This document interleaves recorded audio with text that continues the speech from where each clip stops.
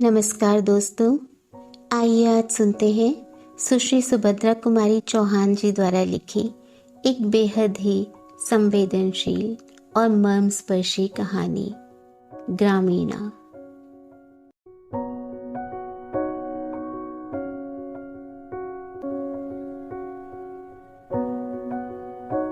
पंडित रामधन तिवारी को परमात्मा ने सब कुछ दिया था, किंतु संतान के बिना उनका घर सूना था। धन धान्य से भरा पूरा घर उन्हें जंगल की तरह जान पड़ता। संतान की लालसा से उन्होंने न जाने कितने जप तप और विधान करवाए और अंत में उनकी ढलती उम्र में पुत्र तो नहीं पर एक पुत्री का जन्म हुआ। इस समय तिवारी जी ने खूब खुले हाथों खर्च किया, सारे गांव को प्रीति भोज दिया। महीनों घर में ढोलक ठनकती रही। कन्या ही सही पर इसके जन्म ने तिवारी के निपुत्र होने के कलंक को धो दिया था। कन्या का रंग गोरा चिट्टा, आंखें बड़ी बड़ी, चौड़ा माथा और सुंदर सी नासिका थी। उसके बाल घने काले और असंख्य नन्हे नन्हे छल्लों की भांति सिर पर बड़े ही सुहावने लगते थे। उसका नाम रखा गया सोना। सोना का लालन पालन बड़े लाड़ प्यार से होने लगा। जब सोना 7 साल की हुई तो घर में एक मास्टर लगाकर तिवारी जी ने सोना को हिंदी पढ़वाना प्रारंभ किया और थोड़े ही समय में सोना ने रामायण, महाभारत इत्यादि पुस्तकें पढ़ना सीख लिया। गांव के सभी लोगों ने सोना की कुशाग्र बुद्धि की तारीफ की। इसके आगे अधिक पढ़ाकर तिवारी जी को कन्या से कुछ नौकरी तो करवानी न थी, इसलिए सोना का पढ़ना बंद करवा दिया गया। अब सोना 9 साल की सुकुमार सुंदर बालिका थी। उसकी सुंदरता और सुकुमारता को देखकर गांव वाले कहते, तिवारी जी तुम्हारी लड़की तो देहात के लायक नहीं है, इसका विवाह तो भाई कहीं शहर में ही करना। सुनते हैं शहर में बड़ा आराम रहता है। इधर तिवारी जी की बहन जानकी, जिसका विवाह हुआ तो गांव में ही था, किंतु कुछ ही दिन से शहर में जाकर रहने लगी थी। जब कभी शहर से चौड़े किनार की सफेद साड़ी, आधी बाह का लेस लगा हुआ जैकेट, टिकली की जगह माथे पर लाल अंगूर की बिंदी और पैरों में काले काले स्लीपर पहनकर आती तो सारे गांव की स्त्रियां उसे देखने के लिए दौड़ी आती। गांव के तरुण जीवन में उसका आदर था और बूढ़ों की आंखों में वह खटकती थी, किंतु फिर भी वह सबके लिए नई चीज थी। जानकी के पति नारायण ने भी मिल में नौकरी कर ली थी। उसे 20 रुपए माहवर मिलते थे। अब वह देहाती न था, 16 आने शहर का बाबू बन गया था। धोती की जगह ढीला पैजामा, कुर्ते की जगह कमीज, वास्कट और कोट, पगड़ी की जगह काली टोपी और पैरों में पंप शू पहनता था। जब कभी गांव में जाता कान में इत्र का फाहा जरूर रखता। कभी हिना कभी खस की मस्त खुशबू से बेचारे देहाती हैरान हो जाते। उन्हें अपने जीवन से शहर का जीवन ही सुखमय और शांतिदायक मालूम होता। इन सब बातों को देखकर और सोना की सुकुमारता को देखते हुए सोना की मां नंदो ने निश्चय कर लिया था कि मैं अपनी सोना का विवाह शहर में ही करूंगी। मेरी सोना भी पैरों में पतले पतले लच्छे और काले काले स्लीपर पहनेगी। चौड़े किनार की सफेद साड़ी और लेस लगा हुआ जैकेट पहनकर वह कितनी सुंदर लगेगी, इसकी कल्पना मात्र से ही नंदो हर्ष से विह्वल हो जाती। किंतु सोना को कुछ ज्ञान न था। वह तो अपने देहाती जीवन में ही मस्त थी। वह दिन भर मधुबाला की तरह स्वच्छंद फिरा करती। कभी कभी वह समय पर खाना खाने आ जाती और कभी कभी तो खेत में खाना भी भूल जाती। सुंदर चीजें इकट्ठी करने और उन्हें देखने का उसे व्यसन सा था। गांव में अपनी जोड़ की कोई लड़की उसे ना मिलती, इसीलिए किसी लड़की से उसका अधिक मेलजोल न था। नंदो को सोना की यह स्वच्छंद प्रियता पसंद न थी, किंतु वह सोना को दबा भी न सकती थी। वह जब कभी सोना को इसके लिए कुछ कहती तो तिवारी जी उसे आड़े हाथों लेते, कहते, लड़की है, पराए घर तो उसे जाना ही होगा, क्यों उसके पीछे पड़ी रहती हो? जितने दिन है खेल खा लेने दो, तुम्हारे घर जन्म भर थोड़े बनी रहेगी। लाचार नंदो चुप हो जाती। धीरे धीरे सोना ने 12 वर्ष पूरे करके 13वें में पैर रखा, किंतु तिवारी जी का इस तरफ ध्यान ही न था। एक दिन नंदो ने उन्हें छेड़ा, सोना के विवाह की भी कुछ फिक्र है? तिवारी जी चौंक से उठे, बोले, सोना का विवाह? अभी वह है क्या साल की? किंतु यह कितने दिन चल सकता था? लड़की का विवाह तो करना ही पड़ता है। वैसे तो गांव में ही ऐसे कई लड़के थे जिनसे सोना का विवाह हो सकता था, किंतु नंदो और तिवारी जी दोनों ही सोना का विवाह शहर में करना चाहते थे। शहर के जीवन का सुनहरा सपना रह रह के उनकी आंखों में छा जाता था। उन्होंने जानकी और नारायण से शहर में कोई योग्य वर तलाश करने के लिए कहा। इधर सोना 12 साल की हो जाने पर मेरी बालिका ही थी। अब भी वही राजा रानी का खेल खेला जाता। सुंदर फूल पत्तियां अब भी इकट्ठी की जाती और तितलियों के पीछे वह अब भी उसी प्रकार दौड़ लगाती। सोना के अंग प्रत्यंग में धीरे धीरे यौवन का प्रवेश हो चुका था, किंतु सोना को इसका ज्ञान न था। उसके स्वभाव में अब भी वही लापरवाही, वही अल्लड़पन और भोलापन था जो 8 साल की बालिका के स्वभाव में मिलेगा। सोना का विवाह तय हो गया। वर की आयु 22 या 23 साल की थी। वह सुंदर, स्वस्थ और चरित्रवान नवयुवक थे। एक प्रेस में नौकरी करते थे। 75 रुपये माहवर तनख्वाह पाते थे। घर में एक बूढ़ी माँ को छोड़कर और कोई न था। बिहार के रहने वाले थे। कुछ ही दिनों से यूपी में आए थे। पर्दे के बड़े पक्षपाती और पुरानी रूढ़ियों के कायल थे। नाम था विश्वमोहन। जब तिवारी जी ने विश्वमोहन और उनके घर को देखा तो उनकी खुशी का ठिकाना न रहा। विश्वमोहन बाबू क्या पूरे साहब दिख पड़ते थे। उनके घर में खिड़की और दरवाजों पर चिकें पड़ी हुई थी। जमीन पर एक दरी पड़ी थी जिसके बीच में एक गोल मेज थी। मेज के आसपास कई कुर्सियां पड़ी थी। जब विश्वमोहन ने तिवारी जी से चाय पीने का आग्रह किया और तिवारी जी को उनके आग्रह से चाय पीनी पड़ी तो वहां का साज सामान देखकर तिवारी जी चकित हो गए। हर्ष से उनकी आंखें चमक उठी। सुंदर सुंदर प्यालों में मेज पर चाय पीने का तिवारी जी के जीवन में यह पहला ही अवसर था। चाय पीने के बाद तिवारी जी ने 2 गिन्नी परीक्षा में देकर शादी पक्की कर ली। रास्ते में नारायण बोला, कहो तिवारी जी, है ना लड़का 100 में एक? है कोई तुम्हारे गांव में ऐसा? जब कपड़े पहनकर हैट लगाकर निकलता है तब कोई नहीं कह सकता कि साहब नहीं है। सब लोग झुक के सलाम करते हैं। घर में देखा कितना पर्दा है। सब खिड़की दरवाजे पर चिके पड़ी हैं।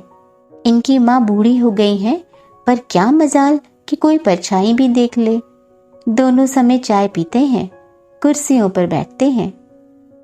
तिवारी जी ने हर्षोन्मत्त होकर कहा, भाई नारायण, हम तुम्हारे इस उपकार के सदा आभारी रहेंगे।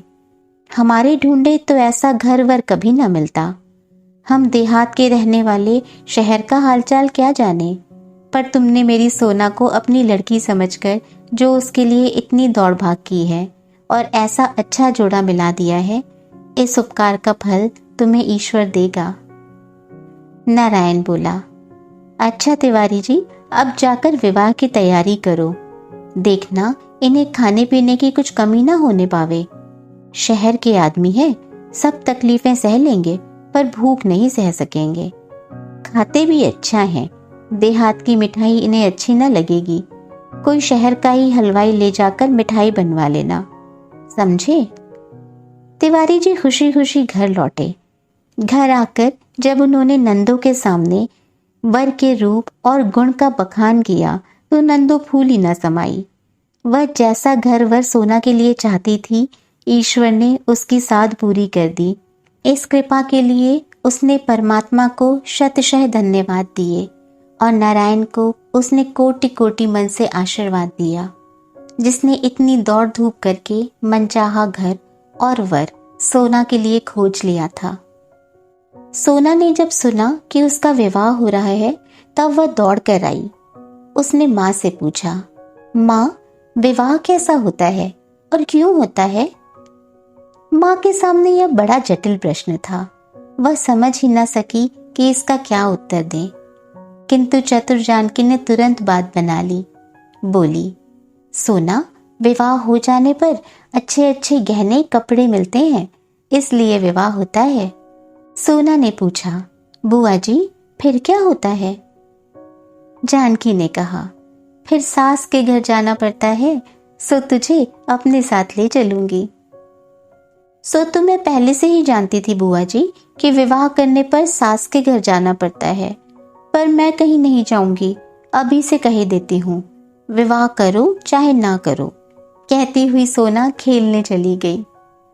नंदो का मातृ प्रेम आंखों में आंसू बनकर उमड़ आया। बोली, अभी बचपना है, बड़ी होगी तब सब समझेगी। जानकी बोली, फिर तो ससुराल से 1-2 दिन के लिए भी मैके आना कठिन हो जाएगा भौजी।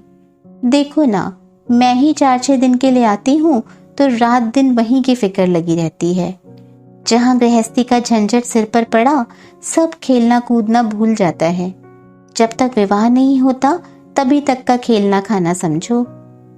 नंदो बोली, जानकी दीदी, तुम लोगों की कृपा से मेरी सोना सुखी रहे, जैसे उसका नाम सोना है, उसके जीवन में सोना ही बरसता रहे। सोना का विवाह हो गया। रामधन तिवारी की लड़की का विवाह गांव भर में एक नई बात थी। इस विवाह में मंगलामुखी के स्थान पर आगरे से भजन मंडली आई थी, जो उपदेश के अच्छे अच्छे भजन गा के सुनाया करती थी। गहने कपड़े सब नए फैशन के थे। लहंगों का स्थान साड़ियों ने ले लिया था। जूते थे, मोजे थे, पाउडर की डिब्बी, सुगंधित तेल और भी न जाने क्या क्या, जिनकी नंदो और जानकी ने कल्पना तक न की थी। गांव की औरतों को नंदो बड़ी खुशी खुशी सब चीजें दिखाया करती। देखने वाली सोना के सौभाग्य की सराहना करती हुई लौट जाती। उनकी आंखों में आज सोना से अधिक सौभाग्यवती कोई न थी। जिस दिन सोना को ससुराल के सब गहने कपड़े पहनाकर नंदो ने पुत्री का सौंदर्य निहारा तो उसका रोम रोम पुलकित हो उठा। किसी की नजर न लग जाए इस डर से उसने छिपाकर बालों के नीचे एक काजल का टीका लगा दिया। जिसने सोना को देखा वही क्षण भर उसे देखता रह गया। सोना सचमुच में सोना ही थी। विदा का समय आया। माँ बेटी खूब रोई। जब सोना तिवारी जी की कमर से लिपटकर रोने लगी तो तिवारी जी का भी धैर्य जाता रहा। वे भी जोर से रो पड़े। सोना विदा हो गई। विदा के बाद तिवारी जी को पुत्री विछोह का दुख भी सहना था, साथ ही साथ आत्मसंतोष भी कि पुत्री अच्छे घर ब्याही गई है, सुख से रहेगी। सोना ससुराल पहुंची। रास्ते भर तो जैसे तैसे आई, किंतु घर पहुंचने पर वह एक कोठरी में बंद कर दी गई और बाहर से साफ हवा उसे दुर्लभ हो गई तो उसे ससुराल का जीवन बड़ा कष्टमय मालूम हुआ। अब उसे गहने कपड़े ना सुहाते थे। रह रहकर कोठरी से बाहर निकलकर साफ हवा में आने के लिए उसका जी तड़पने लगा। स्वच्छंद हवा में विचरने वाली बुलबुल की जो दशा पिंजरे में बंद होने के बाद होती है, वही दशा सोना की थी। 4-6 दिन में ही उसके गुलाबी गाल पीले पड़ गए, आंखें भारी रहने लगी। एक दिन विश्वमोहन ऑफिस चले गए थे। सास सो रही थी। सोना आंगन के बाहर के दरवाजे के पास चली आई। चिक को जरा हटाकर बाहर देखा। यहाँ देहात की सुंदरता तो न थी, फिर भी साफ हवा तो थी ही। इतने दिनों के बाद क्षण भर के लिए क्यों न हो, बाहर की हवा लगते ही सोना का चित्त प्रफुल्लित हो गया। किंतु उसी समय एक बुढ़िया उधर से निकली। सोना को उसने चिक के पास देख लिया। आकर विश्वमोहन की सास से कहा, बहू को जरा संभाल कर रखा करो, न साल न 6 महीने अभी से खड़ी होकर झांकती है। यह लक्षण कुलीन घर की बहू बेटियों को शोभा नहीं देते। बिस्सू की अम्मा, तुम्हारी इतनी उम्र हो गई, आज तक किसी ने परछाई तक न देखी, और तुम्हारी ही बहू के ये लक्षण, कलजुग इसी को कहते हैं। बुढ़िया तो उपदेश देकर चली गई, पर सोना को उस दिन बड़ी डांट पड़ी। उसकी समझ में ही ना आता था कि चिक के पास जाकर उसने कौन सा अपराध कर डाला। फिर भी बेचारी ने नतमस्तक सभी झिड़कियां सह ली, और दूसरा चारा ही क्या था। इसी बीच जब तिवारी जी सोना को लेने आए तो उसे ऐसा जान पड़ा जैसे किसी ने डूबते से उबार लिया हो। पिता को देखकर वह बड़ी खुश हुई। उसने मन ही मन प्रतिज्ञा की कि अब की जाऊंगी तो फिर यहाँ कभी ना आऊंगी। लेकिन शहर वाले बहू को मैके में ज्यादा रहने ही कब देते हैं। सोना को मैके आए अभी 15 दिन भी ना हुए थे कि विश्वमोहन सोना को लेने के लिए आ गए। वे जब आ रहे थे, सोना उन्हें रास्ते में ही बिही के पेड़ पर चढ़ी हुई मिली। उसके साथ और भी बहुत से लड़के लड़कियां थी। सोना का सर खुला था और वह बिही तोड़ तोड़ कर खा रही थी, और अपनी जूठी बिही खींच खींच कर मारती भी जा रही थी, और ऊपर बैठी बैठी हंस रही थी। सोना को विश्वमोहन ने देखा, किंतु सोना उन्हें न देख सकी। पत्नी की चाल ढाल विश्वमोहन को न सुहाई। उसकी आंखों में खून उतर आया। अपना क्रोध वे चुपचाप पी गए, किंतु उसी समय उन्होंने मन ही मन प्रतिज्ञा की कि अब वे सोना को मैके कभी न भेजेंगे। वे जाकर चौपाल में मोड़े पर बैठे ही थे कि अपने बाल सखा और सहेलियों के साथ सोना भी पहुंची। विश्वमोहन को देखते ही उसने हाथ की बिही फेंक दी और सिर ढककर अंदर भाग गई। फिर ससुराल जाना पड़ेगा, इस भावना मात्र से ही उसका हृदय व्याकुल हो उठा। सोना फिर ससुराल आई। अब की बार आने के साथ ही घर का सारा भार सोना को सौंपकर सोना की सास ने गृहस्थी से छुट्टी ले ली। कभी घर का काम करने का अभ्यास न होने के कारण सोना को घर के काम करने में बड़ी दिक्कत होती। इसके लिए उसे रोज सास की झिड़कियां सहनी पड़ती।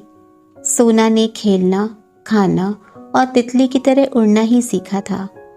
गृहस्थी की गाड़ी में उसे भी कभी जुतना पड़ेगा, यह तो उसने कभी सोचा ही न था।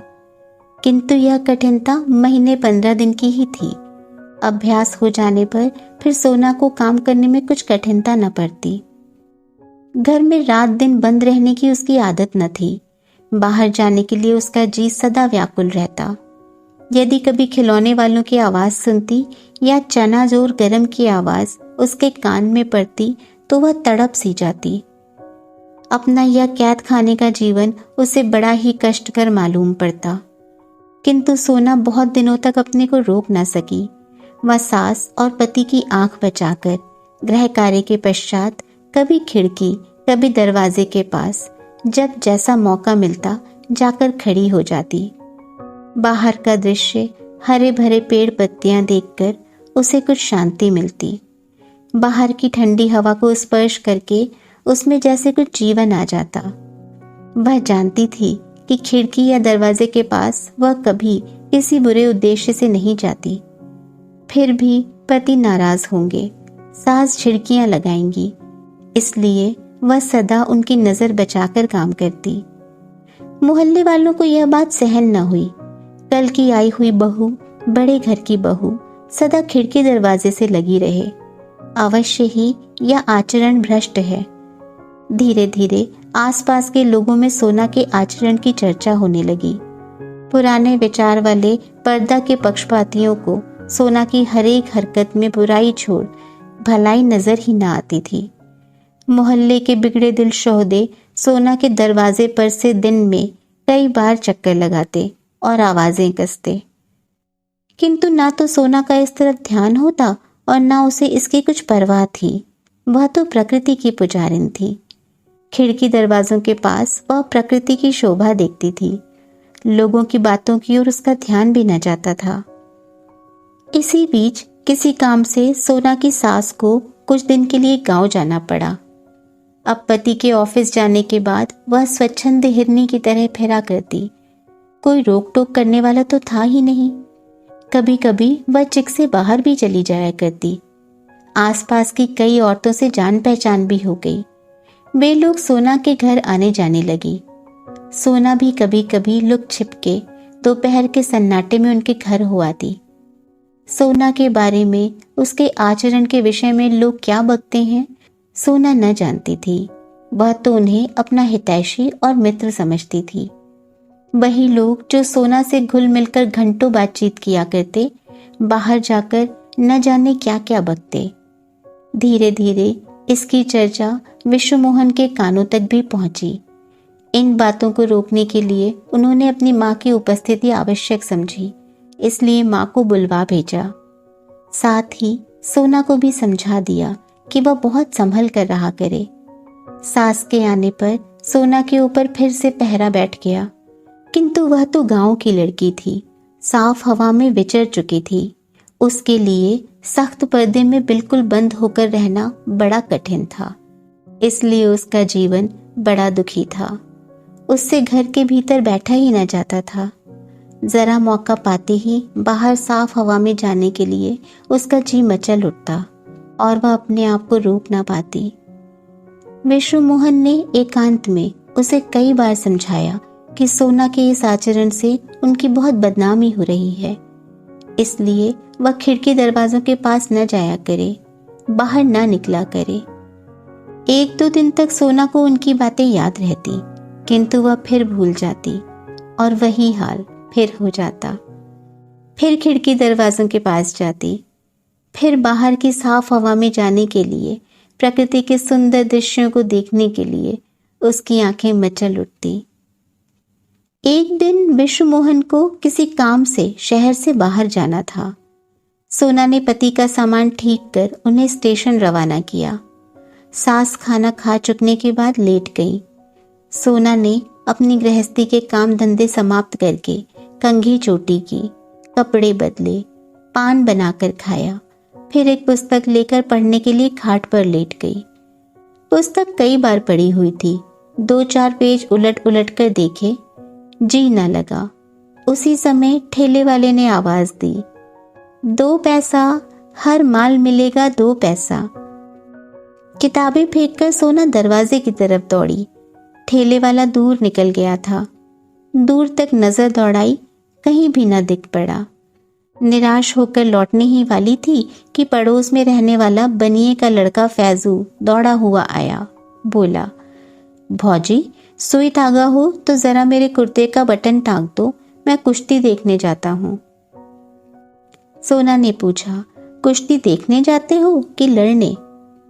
फैजू ने मुस्कुरा कर कहा, दोनों काम करने भौजी, पहले बटने तो टांग दो, नहीं तो देरी हो जाएगी। सोना सुई धागा लाकर बटन टांकने लगी। फैजू वहीं फर्श पर सोना से जरा दूर हटकर बैठ गया। गाड़ी 3 घंटे लेट थी। विश्वमोहन ने सोचा, यहाँ बैठे बैठे क्या करेंगे, चलें तब तक घर में बैठकर आराम करेंगे। सामान स्टेशन पर ही छोड़कर स्टेशन मास्टर की साइकिल लेकर विश्वमोहन घर पहुंचे।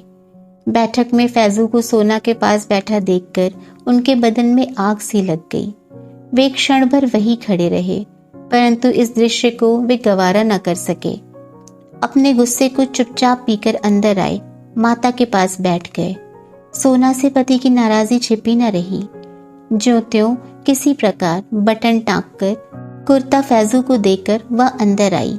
सोना ने स्वप्न में भी न सोचा था कि जरा सी बात यहाँ तक बढ़ जाएगी।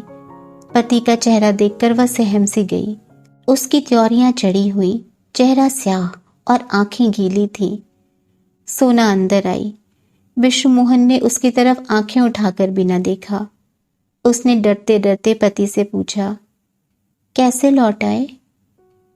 विश्वमोहन ने रुखाई से 2 शब्दों में उत्तर दिया, गाड़ी लेट है। सोना ने फिर छेड़ा, अब कब जाओगे? विश्वमोहन ने तीव्र दृष्टि पत्नी पर डाली और कठोर स्वर में बोले, गाड़ी 3 घंटे बाद जाएगी, तब चला जाऊंगा। सोना फिर नम्रता से बोली, तो इस प्रकार कब तक बैठे रहोगे? मैं खाट बिछाए देती हूँ, आराम से लेट जाओ। तुम्हें कष्ट करने की आवश्यकता नहीं, मैं बहुत अच्छी तरह हूं, विश्वमोहन ने कड़े स्वर में रुखाई से कहा। सोना के बहुत आग्रह करने पर विश्वमोहन ने कमरे में पैर रखा। वे न कुछ बोले और न खाट पर ही लेटे, कुर्सी पर बैठ गए। एक पुस्तक उठाकर उसके पन्ने पलटने लगे। पढ़ने के नाम से कदाचित एक अक्षर भी ना पढ़ सके, किंतु इस प्रकार वे अपनी अंतर्वेदना को चुपचाप लहू के घूंट की तरह पी रहे थे। सोना का आचरण उन्हें हजार हजार बिच्छुओं के दर्शन की तरह पीड़ा पहुंचा रहा था। पति की आंतरिक वेदना सोना से छिपी न थी। वह जरा खिसक कर उनके पास बैठ गई। धीरे से उसने अपना सिर विश्वमोहन के पैरों पर धर दिया। बोली, इस बार मुझे माफ करो, अब तुम जो कुछ कहोगे मैं वही करूंगी, मुझसे नाराज ना हो। विश्वमोहन के पैरों पर जैसे किसी ने जलती हुई आग धर दी हो। जल्दी से उन्होंने अपने पैर समेट लिए और तिरस्कार के स्वर में बोले, यह बात आज क्या तुम पहली ही बार कह रही हो? यह मौखिक प्रतिज्ञा है, हार्दिक नहीं। मैं सब जानता हूं, तुम्हारे कारण तो मैं शहर में सिर उठाने लायक नहीं रहा। जिधर जाओ उधर लोग तुम्हारी चर्चा करते हुए दिख पड़ते हैं। मेरे तुम्हारे मुंह पर कोई कुछ नहीं कहता तो क्या हुआ, बाद में कानाफूसी करते हैं। तुम्हारे ऊपर तो जैसे इसका कुछ असर ही नहीं पड़ता, जो जी में आता है करती हो।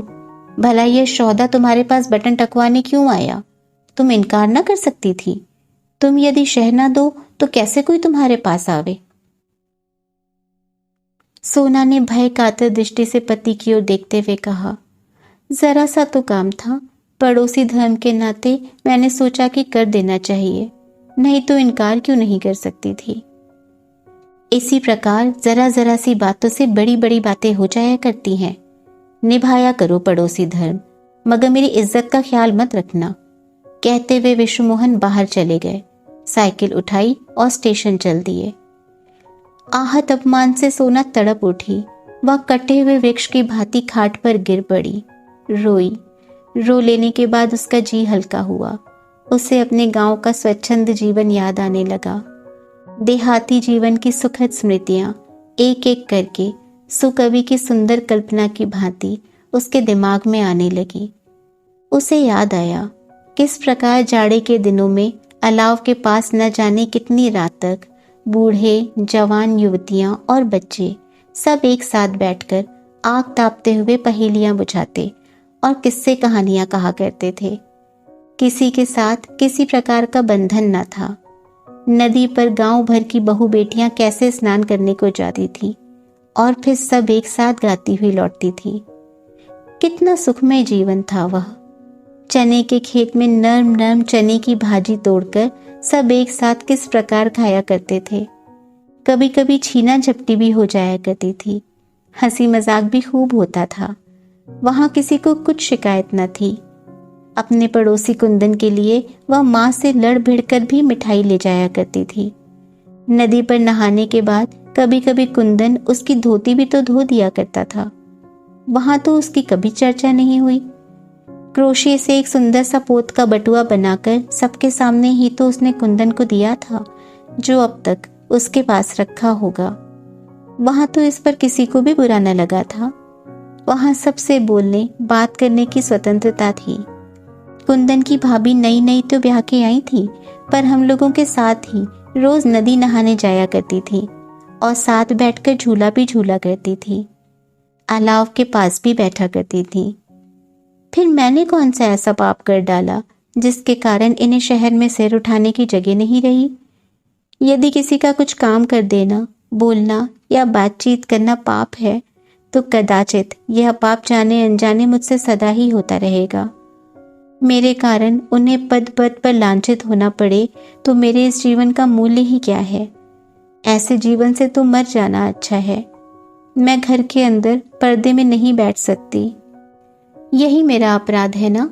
इसी के कारण तो लोग मेरे आचरण में धब्बे लगाते हैं। मैं लोगों से अच्छी तरह बोलती हूँ, प्रेम पूर्ण व्यवहार करती हूँ।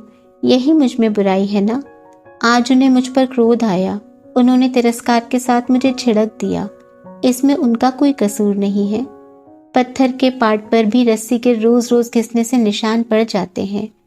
फिर वे तो देवतुल्य पुरुष हैं, उनका हृदय तो कोमल है। इन अपवादों का असर कैसे न पड़ता। रामचंद्र जी सरीखे महापुरुष ने भी तो जरा सी ही बात पर गर्भवती सीता को वनवास दे दिया था। फिर ये तो साधारण मनुष्य ही है, इन्होंने तो जो कुछ कहा ठीक ही कहा। पर इसमें मेरा भी कौन सा दोष है। जब इन्हीं के हृदय में संदेह ने घर कर लिया तो मैं जीती हुई भी मरी से गई बीती हूँ। इसी प्रकार अनेक तरह के संकल्प विकल्प सोना के मस्तिष्क में आए और चले गए। 3 दिन बाद विश्वमोहन लौटे। जाने से पहले उनमें और सोना में जो कुछ बातचीत हुई थी वे उसे प्रायः भूल से गए थे। सोना के लिए अच्छी सी साड़ी, एक जोड़ी, पैरों के लिए सुंदर से स्लीपर और कुछ हेयर क्लिप लिए हुए वे घर आए। किंतु सामने ही चबूतरे पर उन्हें फैजू बैठा हुआ मिला। पास ही हरी हरी घास पर वह अपना तीतर चुगा रहा था। विश्वमोहन उसे देखते ही तिलमिला उठे। संदेह और भी गहरा हो गया। सारी बातें ज्यों की त्यों फिर ताजा हो गई। उनका हृदय बड़ा ही विचलित और व्यथित हुआ। न जाने कितने प्रकार की शंकाएं उन्हें व्याकुल करने लगी। उनका चेहरा फिर गंभीर हो गया। घर आकर वे सोना से एक बात भी न कर सके। माँ से 1-2 बातें कर बिना भोजन किए ही वे ऑफिस चले गए। सोना से यह उपेक्षा न सही गई। पिछले 3 दिनों से वह खिड़की दरवाजे के पास भी न गई थी और उसने यह निश्चय कर लिया था कि वह कभी भी खिड़की दरवाजों के पास न जाएगी। विश्वमोहन की इस उपेक्षा ने उसके हृदय के घाव को और भी गहरा कर दिया। सोना अब इससे अधिक न सह सकती थी। अपने जीवन को समाप्त करने का उसे कोई साधन न मिला। आंगन में लगे हुए धतूरे के पेड़ से उसने 2-3 फल तोड़ लिए और पीस कर पी गई। कुछ ही क्षणों के बाद सोना के हाथ पैर अकड़ने लगे। उसकी जुबान ऐंठ गई और चेहरा काला पड़ गया। वह देखती थी किंतु बोल न सकती थी। इसी समय तिवारी जी आ पहुंचे। वे सोना को विदा कराने आए थे। सोना पिता को देखकर बहुत रोई। सारे घर में कोहराम मच गया और देखते ही देखते सोना के प्राण पखेरु उड़ गए। यह ऐसी नींद थी जिसने सोना को सदा के लिए शांति दे दी। अपवाद की विषैली वायु अब उसे छू भी न सकती थी। शाम को 6 बजे विश्वमोहन ऑफिस से लौटे। घर में रोने की आवाज सुनकर किसी अज्ञात आशंका से उनका हृदय विचलित हो उठा। घर आकर देखा तिवारी जी कन्या की लाश गोद में लिए हुए दहाड़े मार मार कर रो रहे हैं। तिवारी जी इस बीच कई बार कन्या को लेने आ चुके थे, किंतु विश्वमोहन ने विदा न किया था। विश्वमोहन और तिवारी में कोई विशेष बातचीत न हुई। अंतिम संस्कार की तैयारी होने लगी। अंतिम संस्कार के बाद जब विश्वमोहन लौटे तो मेज पर उन्हें सोना का पत्र मिला। मेरे देवता, मैं मर रही हूँ। मरने वाला झूठ नहीं बोला करता। आज तो अंतिम बार विश्वास कर लेना। मैं निर्दोष थी। मुझे ऐसा लगता है कि या तो यह दुनिया मेरे लायक नहीं है या मैं ही इस दुनिया के योग्य नहीं हूँ। इस छल कपट से परिपूर्ण संसार में मुझे भेजकर शायद विधाता ने उचित नहीं किया था।